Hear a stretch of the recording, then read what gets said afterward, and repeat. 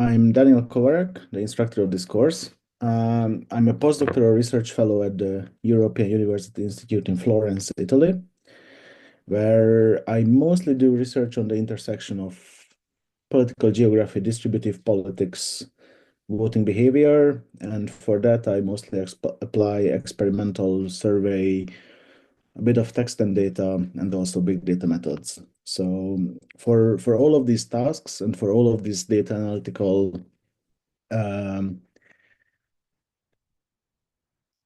challenges that life throws at my way, I've been using R for at least a decade or so by now. So it's great pleasure that I have the chance to teach this course again in collaboration with MethodsNET and the Central European University in Vienna. Um, Now I'll try to very briefly give you an introduction or an overview of how this course will look like, because we assume or we hope that you at least partly join because you're interested in taking this course and to join us for the this year's iteration and edition of the MethodsNet Summer School.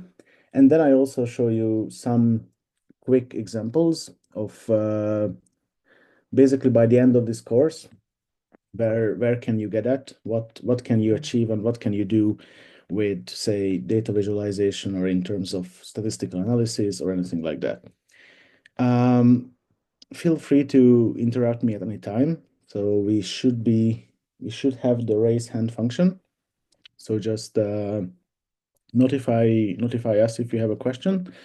I'm not I'm anyway not a lecture person, and the course itself in the summer will be very interactive, so I'm not trying to lecture here.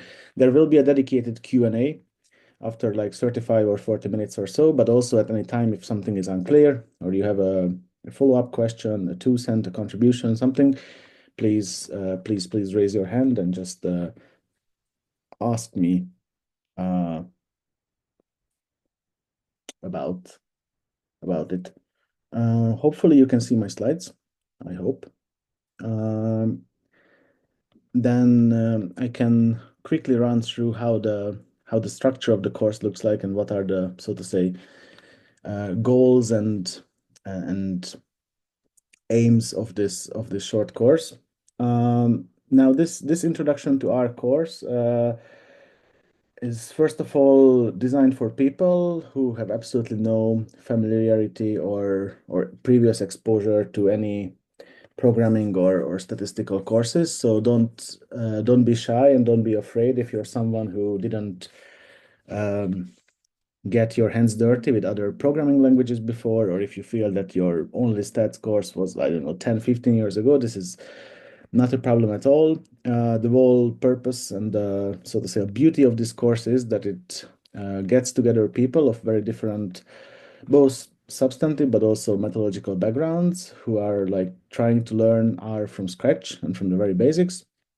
And so for that, we usually have in the based on the previous iterations of the course is a very diverse cohort, which I find particularly enriching and useful. So usually it's a very nice peer feedback and community of learning environment when, I don't know, some more senior faculty and undergrads are helping each other, because everyone is really starting from the beginner level. So again, if you never had previous exposure to R, or you feel that any other related courses, say in statistics or maybe focused on SPSS or Stata or anything like that, were, I don't know, a decade ago, then absolutely you don't have to worry, because the course is designed in a way that it really assumes no prerequisites and no familiarity with other programming languages or so to say other methodological courses. Now it's also ideal for the two special cases which I just put up to the slide and wanted to mention. One is that if you're taking other courses with us in the MethodsNet Summer School, for instance, in week 2, some of them might be running in R, say courses focused on text analysis, web scraping, large language models, AI, whatnot. So if you're taking any of those courses and they might say that, familiarity with R is assumed, then it's a great idea to take this course beforehand, come a week earlier, and then just be fully prepared and fully packed with fresh new information on how to use R by the time your more substantive, more topic focused course starts, where you're supposed to apply or at least follow the course with R. Now, the course is also great for those who might have some programming experience with other languages, or they might have had been taught some sort of other statistical software during their undergrad or bachelor studies or whatnot. And now they just want to make the transition, either because R is free and open source and reproducible, whereas all of these other softwares are expecting either you or your department and university to pay a substantial chunk and amount of money.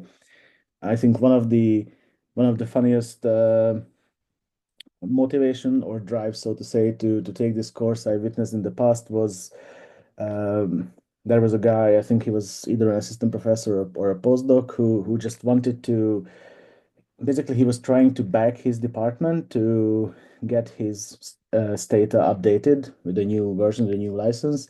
And then the department said that basically the new license would be more costly than just sending the guy to come up with us and learn how to do the same stuff in R, which is free.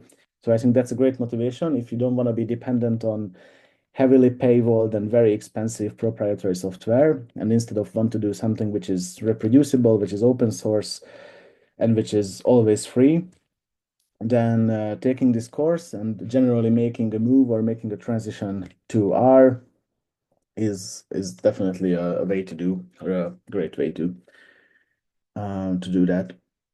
Okay, now how basically what topics we cover and how this course is structured. During the 5 days, we will get from, so to say, the very basics and the fundamentals to the level where you'll be able to produce your own research paper, report, or note fully in R, both the text, the corresponding, say, output, statistical output, tabular output, and also the corresponding data visualization. So what we do in day one is we really start from basically the very simple questions like how you get data into R, how you export data out of R, how to perform very basic operations, and then kind of understand what are the essential data types and data structures that R is using and working with. But already in day one, we'll have, so to say, some sneak peeks or very very superficial understandings of relationships or patterns, because by the end of the first day, you'll be able to produce a scatter plot or maybe a histogram, which will tell you something about your data structure when it comes to certain variables, certain patterns that might interest you. We do offer and work with a bunch of pre-processed data sets, which are neat and clean, high quality survey data, cross-national data, data sets produced by expert coding and so forth. But we are also very much open to help you out with your own data. So usually how the course proceeds is that by day 2 or day 3, some questions come up about certain very particular problems that might characterize your fieldwork, your own data. And then I'm, of course, very happy to help with that and to sort out. Also, some of these examples might be helpful for your colleagues. And that's why I said that the peer feedback is a very, so to say, quintessential part of this experience, because all of you start from the very basics, and then all of you will have strengths in very different areas, both substantively and when it comes to certain aspects of programming. So you can also help each other, but also I'll be, and potentially a teaching assistant will be there to help out with that. Now, moving on to day 2 is when what we call the data wrangling starts. So a large chunk of research, and probably for those of you who are moving or transitioning from other statistical software or has some previous exposure to quantitative research already know this. A large chunk of research is actually not necessarily running the analysis, but shaping and making sure that the data set is usable and viable and ready to be used for our research purposes. So the day two exercises and the day two fundamentals are effectively revolving around that: how to convert a long data frame to a wide one, how to clean a data set, how to merge certain different data sets. Maybe you only want to keep a certain range of columns, variables. So maybe you want to subset your data, maybe you want to filter your data. You only need certain observations, but not all. So all of these transformations and selections is something that we cover and learn on day two, as well as how to rename, recode variables, say generate dichotomous variables, dummies, which will be very essential if you're someone who's going to use R for statistical purposes, but also how to handle duplicates and identify, say, missing data patterns and any other things which might either go wrong or could be off in your data by design. So how to handle any anomalies, which are basically the built-in features of real-world observational noisy data. Now moving on to day three, once we have a good grip of how to reshape, recode, and merge and split our datasets, we can actually use them to run and conduct some sort of analysis on them. This course is, as I said, does not assume statistical knowledge, but also we don't go very deep into that. So if you're only interested in, so to say, how to do applied statistics, this course might not be the best for you. But if you're someone who will later on, so to say, with a strong base core knowledge of R, will want to build on it, then probably this is the fundamental course you want to take. So what we'll cover is ordinary least squares regression, also comparing means, t-tests, and so forth. And also the emphasis in this course will be about how to basically make your regression results, your outputs, into presentable. So we'll give you and provide you the tools to produce report ready or publication ready outputs, which are well formatted, neat, and tidy. And also we'll cover some of the assumptions and how to handle potential violations of these regression assumptions. But as I said, this course is in itself not a course on regression or statistics, but we'll cover all the necessary tools from the perspective or from the point of view of R that you will need to later on build on this knowledge and maybe do other more sophisticated modeling strategies, or do something which is maybe a different type of dependent variable or a different type of nonlinear relationship. Day four is basically split into two parts. One part is about functions, and also not just how to work with functions, but also how to create and write your own functions. So sometimes in your research endeavors, you might have already encountered cases where you have to do the exact same stuff or something very similar on a large chunk of different data sets, different groups, different subsets of your data. Writing your own functions, and instead of manually coding each and every time what you want to do on these subsets, instead of just feeding them to your own function, is very helpful for that. And also relatedly, we'll cover iterations. That's a typo there, sorry. So for loops and other package-based tools to handle iterations, and how to carry out the same functions and the same tools on a wide range of data sets, tables, or any other input. And also we move on to data visualization, which is often one of the most rewarding aspects of this course, and generally working with R. Like one of the great comeback and so to say the reason why R is still becoming more and growing in popularity in these days is the very robust and strong set of data visualization tools which are at your disposal if you know how to handle R. So this is ggplot2, the, so to say, package ecosystem that we are going to use for data visualization.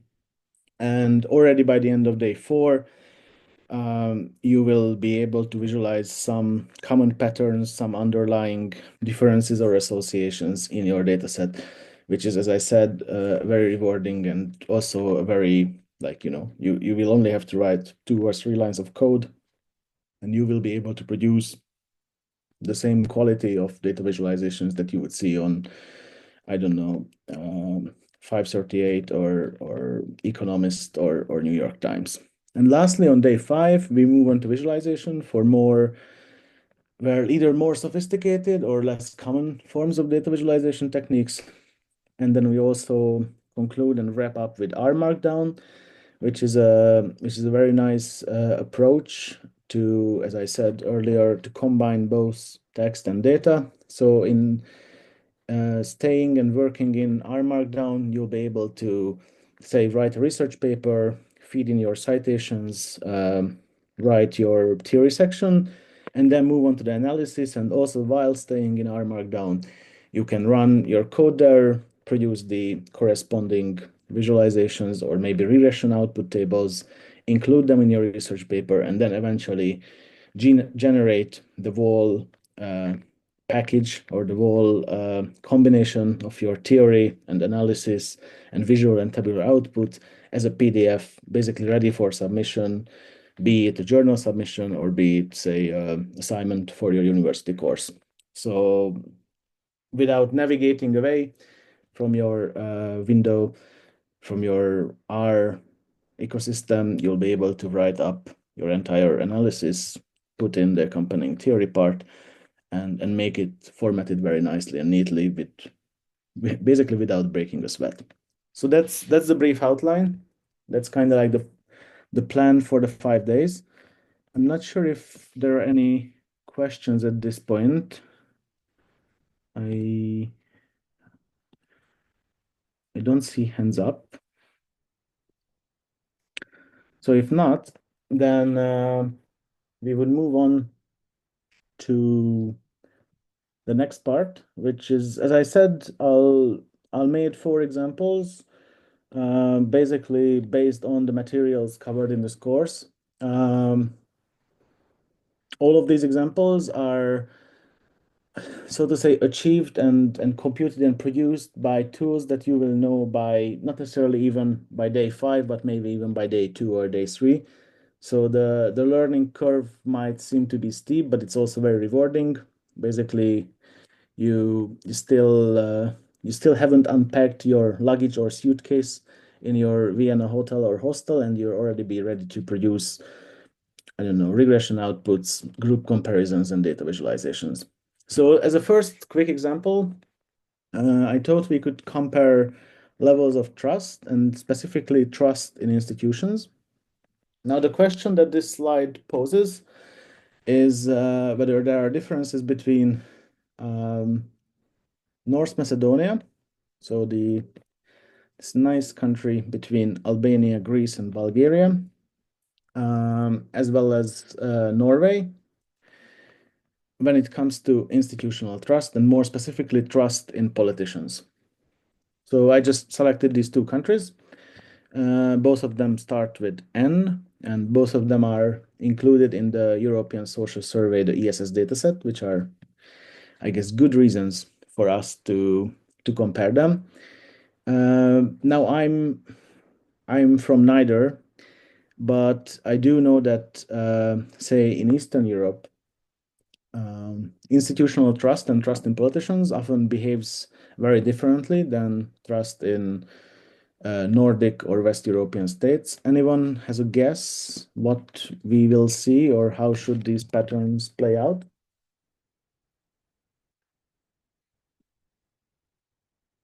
Raise your hand or just speak up. That's also great.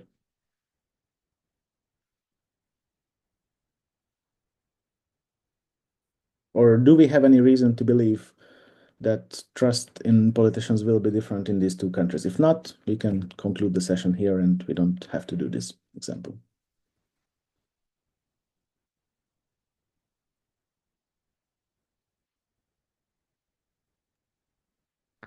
Yeah, I think there are that kind of reasons, if I may. Yeah, that Yeah, in please. general in Eastern Europe, if you compare it with Scandinavian countries, then distrust should be lower. Exactly. And even more specifically, one of the approach we take here is going for, so to say, the country averages or the mean levels of trust, right? So there might be individuals both in North Macedonia and in Norway who are just like, trusting every single individual and every single politician. And there probably are individuals in both countries who are like absolutely disillusioned in any organized political structure and they have like zero trust in any official. But what we really care about is the country means, in this case, the country averages. So particularly what we are doing here is we are comparing, well, in this case, as I said, it's the European Social Survey. So these are samples of individuals. 2,000, 2,500 individuals are asked in both countries, or maybe somewhat less in North Macedonia because it's proportional to the country size. But basically, you have country samples for both cases. These individuals are asked about their trust in politicians as well as many other questionnaire items. And then we want to say something about the potential differences between these two countries when it comes to the population, right? So we want to infer something about the population differences by the means, the tools which are available to us, which is to test or to compare the samples that we have.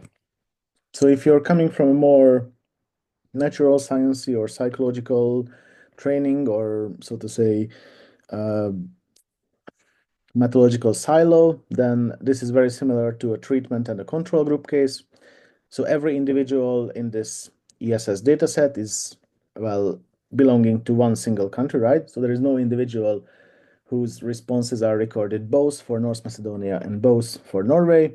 So we have two independent separate samples and we want to compare their means, their averages in order to say something about the potential differences between the population. So for that, I'm just going to pull up my RStudio. This will be very similar to what you will work in during the week on your own computer. Basically, at this point, all you should focus on, and probably the only thing you should care about is the rest will be obviously explained in the course, is that we have the 10th wave ESS dataset. It is originally produced in a SAV format, so this is an SPSS file, or at least this is the SPSS version of the dataset which I downloaded. So as I said, even if, say, your collaborators, your co-authors, or the survey company that works for you are producing stuff in Stata, SPSS, or any other SIS or any other formats, R will be able to handle it, and you will be still able to do a reproducible code, which later you can upload to the journal, right? So if you submit your work, usually you have to provide the corresponding code and dataset so others can replicate your findings if they want. But also, if you later export out your modified dataset, subset of this data, or you generated some new variables, then you can also export out in formats which are actually made and generated by R, so they are free and open source and can be loaded in any other programs. So they stop being proprietary data formats. So we have this ESS dataset, as I said, it's 37,000 individuals are asked, about 618 questions. It's a lot of questions, and we don't need all of them, right? We only want to compare the two countries, starting with N, North Macedonia, and Norway. So for this, what I do here, and obviously this will become like gut instinct and then second nature to you by day 3 or day 4, is that I will generate a new subset of this data, which I just created. I just named here MKNO. These are the country codes used by ESS for North Macedonia and Norway.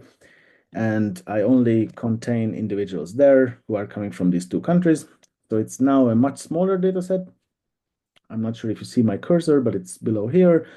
We have like 2,800 or something individuals from these two countries. And all I do is I run a t-test on them. Trust in politicians is the variable we're interested in. If any of you work with ESS datasets, you know that ESS has its own, so to say, lingo or dialect when it comes to naming variables. So CNTRY is for country, and this gibberish is basically trust in politicians. So we do a t-test. We are comparing the means of the two groups, which are the two samples from these two countries, using this new data set, which we just generated. So no one else is there, only people from North Macedonia and only people from Norway. And if we run this code, then we get this output. Anyone here in the right side, I just highlighted. Anyone who had previous exposure to statistics is willing to interpret this or willing to give it a go. Like what is the message here? What does this result tell us?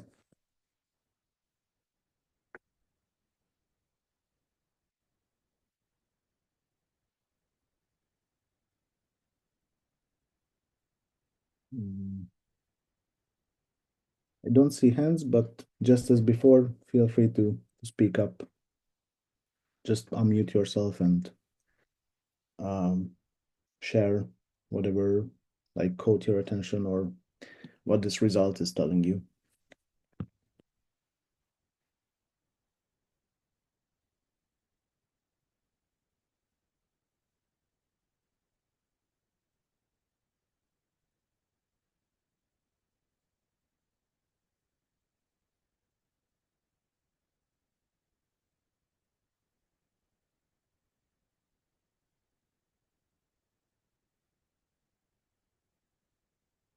If no one is breaking the ice, then I'll just quickly offer a take on it. So what we know from, or what we could know from the code book, if we would have read it, is that the trust in politicians is the higher the scores are, the higher levels of trust it means. So we are basically offered the group means, the group averages by R immediately. We see that in North Macedonia, this is 2.49 something on this scale, whereas in Norway it's 5.68. Now this does look a huge difference, even just by, so to say, a visual inspection or our first blink. But the associated statistical output here, for such as a very small p-value or a very high t-value, as well as the confidence interval, which doesn't involve the zero in it, are also telling us that with our pre-specified preset confidence, which is in this case was 95% confidence, given this data, we could conclude that in the populations there are some difference when it comes to trust in politicians and Norway and respondents in Norwegian. And in general, the population in Norway tend to trust politicians to a much higher level than people in North Macedonia. Again, the statistical part is, so to say, less important here. I think the essence of this exercise is that just 3 lines of code was enough to produce a group comparison and was, I would argue, fairly simple to code, and that's something that you'll be able to do on day 2 or day 3, already to have some insight and to see some patterns in your data sets. So this is one example that you could do. I go back to the slides here. And move on to the next example, which we still stick to the European Social Survey dataset, and we are at this point a bit obsessed with this question, which relates to subjective health. So the question asks, how is your health in general? Would you say your health is very good, very bad, or maybe something in between? Again, health can be measured objectively, but this is a social science survey run by mostly sociologists and to a smaller extent political scientists. So they are, of course, less interested in diagnosis. and they are more interested in socio-demographic variables, which might be explaining and associated with your own subjective perception of health. And this is what we could try to do here. Anyone has guesses what could explain subjective health? What could make someone say that they are feeling very bad or that they are feeling very good? Either if you worked with the ESS dataset, or I don't know, if I would ask this question from you, how is your health in general? What do you think would be driving your response? Any any inputs or ideas?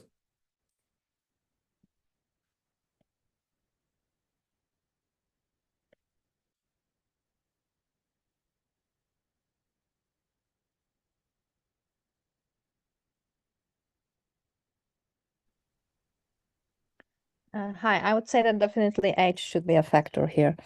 Mm-hmm. That's a great insight. And what do you expect? The older or the younger someone is, the like how is it related?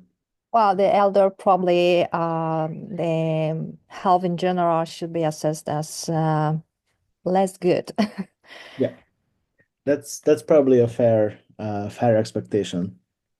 Any other demographic or economic or I don't know social variables that might be shaping how someone feels about their health? Well, in general, the economic wealth, I would say, or the level of income or access to the medical care. Mm-hmm. So probably a long list of factors. So the more, so to say, the more wealthy or the higher income someone has, the better they should feel, right? Probably that would be our this intuitive assumption. Mm-hmm. No, that's also a great idea. These are the ones I've thrown in here, and two of them are exactly the ones that you mentioned. So we have age here with kind of like the expectation that Anna kindly shared us. We also have income, but instead of, so to say, the hard income, so the actual figures in dollars or euros, I'm taking the subjective income measure, which is a question about how respondents feel about their household income. That's because basically one of the more recent trends in survey research is that people are less and less willing to talk about, so to say, their hard income and hard figures. So even if you give them bands like, are you earning less than 40K, but more than 30K, you get like a lot of missing data, and people are less and less willing to mention and talk about their hard income. So the subjective income, which is their perception of how they feel about their household income, is, so to say, a variable which leaves us with less missing data and more useful responses.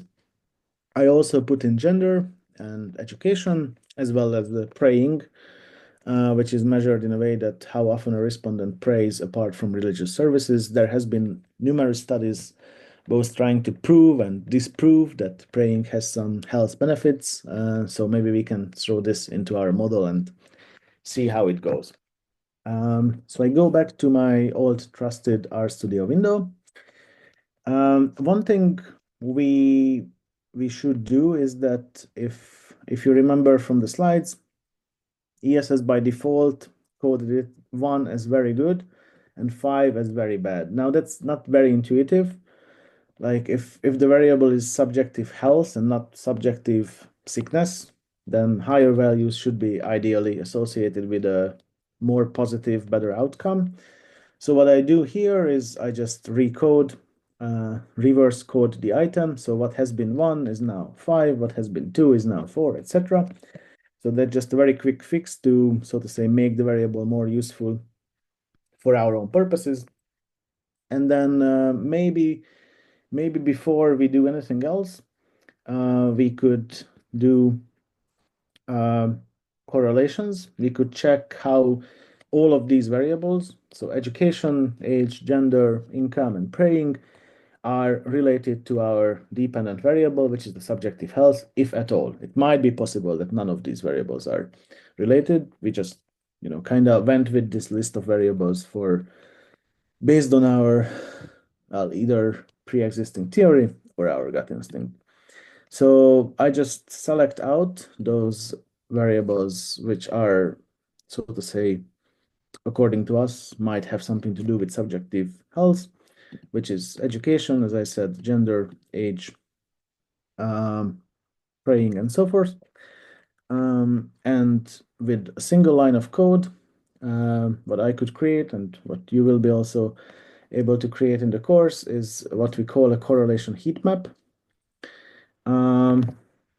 Now you can see every single cell is denoting a particular association or lack of association between two variables. For instance, health, on a very rightfully suggested, are actually the strongest correlations based on this data set and based on these variables. So the older someone gets, because age is just measured as the plain numbers of how old people are, the lower the subjective health of these individuals tend to be. So the bluer shades are denoting a negative, and the darker blue are more negative correlation, whereas the warmer colors, these reddish oranges ones, are positive relationships. So we could explore this further, but again, as this is not a stats class, so it's more like, so to say, a validity or face validity check before we do anything with it. And I'm just going to create first a variable which is a dichotomous variable for female, because the gender in the current form is not very helpful. 2 is female, 1 is man, so it's not really suitable for a regression framework. Again, recoding and regenerating and creating variables will be, so to say, our every second or third step when preparing our data sets for analysis. So this is just one of these examples. This will be, so to say, very customary or second nature to you by the end of the course. So I created a new variable named female. If you would check the code book, you would see that how ESS coded gender is it's only male or female. So that's all we've got to work with in this case based on this data set. And then I just run a regression model where, again, our goal is still to understand what drives subjective health, right? So this is our dependent variable, which we are trying to predict with a bunch of predictors, independent variables, such as how often people pray, how old they are, how they feel about subjective income, as well as whether they are female or not, and what level of education they have. And if we run this code, then on the right side, we do get, I wouldn't necessarily say nice, but I would say intuitive and helpful regression output. If any of you are more unfamiliar with scientific notations, then I'm just turning this off for you and regenerating the table.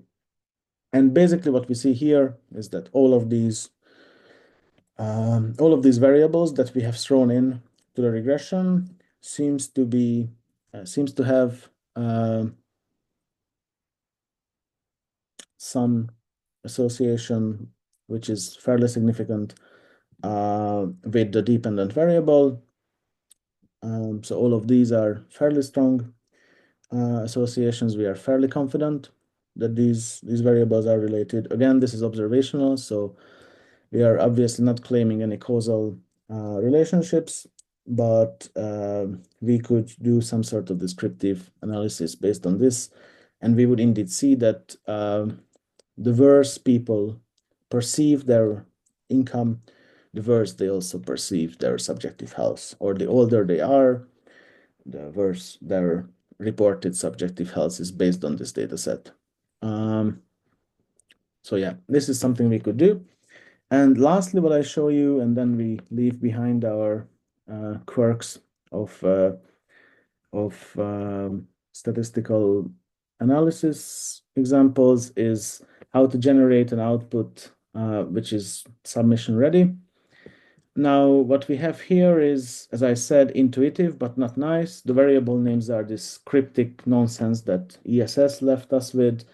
I would highly advise against anyone like screenshotting this and pasting it to your, I don't know, submitted version. So all you need to do is, in this case, what I do is I just add country fixed effects because all of these individuals are clustered by countries, right? ESS has 37, 38 countries. So once I have this very same regression with country fixed effects, I will generate a table in LaTeX, but also if you work in Word or you just want plain text file, you can also do that.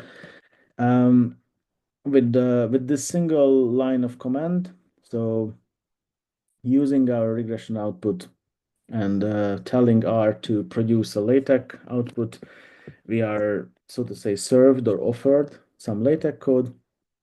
And if you open either Overleaf or your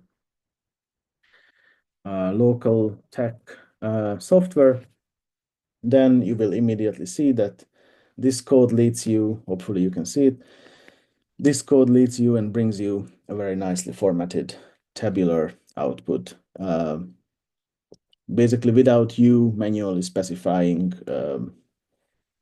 cell heights and tables and, you know, doing a lot of superficial efforts to format it. All you can do, and all you need to do is you can, inside R, produce this output, and then you will have a table which you should be proud to submit or send it to your professor or course assignment or anything else. Okay. Any questions on that? I'm just browsing the chat. Yeah. So I don't see any questions at this point. So we move on to the next two examples, which are again examples from various days of the course that that you would see.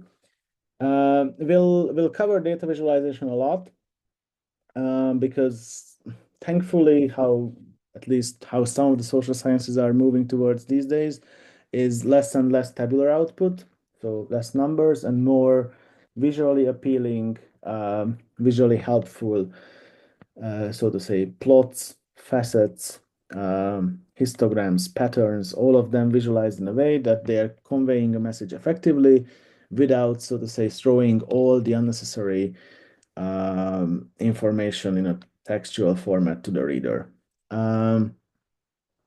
Data visualization is obviously good if you use it well. So we'll cover some of the principles, but also mostly what we focus on is how to get from certain analysis or certain data patterns to, with a couple of lines of codes, something effective that you can show. And again, if you want, you can submit or you can send or you can share it with your co-author. So some of the data visualization examples in this course are, so to say, drawn or sourced from the Palmer penguins dataset. It was actually a very cute project. I do recommend you to look it up if you've been not familiar with it before. Basically, there is the Palmer archipelago where 3 species of penguins live: Gentoo, Chinstrap, and Adderley. And while all 3 of them are cute, they are somewhat different when it comes to certain body parts and body shapes and weights and which island of the archipelago they are exactly inhabiting. And now some of the people who are more lucky than us academics have been tasked to go to this island and to measure penguins. So imagine those people doing this for a daily living, putting baby penguins on the scale and then weighting them, trying to weight them, and then the baby penguins trying to escape. I think this must be one of the best jobs you can have. Sadly, we don't have this job, but we do have the data, which is the result of this exercise. So we have a lot of chinstrap, Adderley, and Gentoo penguins measured. to the extent that we might even need to reopen a biology book and learn about bill length and bill depth and flipper and all of this stuff. But basically, we have a nice data set about penguins' features. And basically, what we can do is use this data set to visualize certain patterns when it comes to these penguins. So I will just do that very briefly first. So as I said, there is a nice package. Packages are, so to say, optional add-ons, extensions of your R software. This package contains nothing else but the data on the penguins. And as I said, we are going to use ggplot, which is a very powerful suite, all-encompassing, so to say, toolbox or powerhouse of data visualization tools. And as you can see, it's basically 4 lines of code, which is like really nothing. And all I have to do, and that's one of the great advantages of R, is I have to specify the data set, which is in this case the penguins, and say what we are interested in is comparing bill lengths and flipper lengths. So in very layman terms, do penguins which have longer tails have also longer bucks or beaks or mouths? And if we do a scatter plot based on this, then R will immediately help us and produce us a scatter plot. And already that will be very telling that basically if we have a look at this picture, we can see how the range, the values, the observations on flipper lengths are scattered, and also how bill lengths are scattered. And then this is, so to say, the most basic data visualization you could start with. And day 4 will be about, so to say, overlaying certain other aspects, which will help you not just to communicate the big pattern, but also to isolate and to effectively disentangle certain smaller patterns. So this code, which you can see is up until line 4 or 3, are almost exactly the same as the previous one. All it changes, or all it does, is that we want to show with different colors how these penguins are. So are any of these penguin species on average tend to have longer flippers, or maybe longer bills, or maybe both, or maybe neither, while also overlaying a linear regression model line, so the OLS line on top of our scatter plot. So again, the code is still, I would argue, fairly simple and human readable. And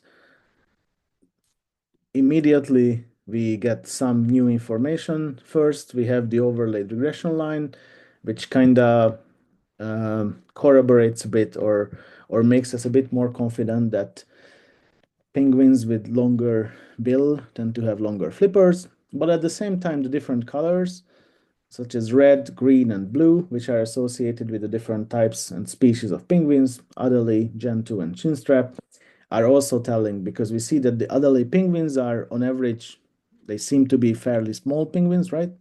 Short bills, short flippers.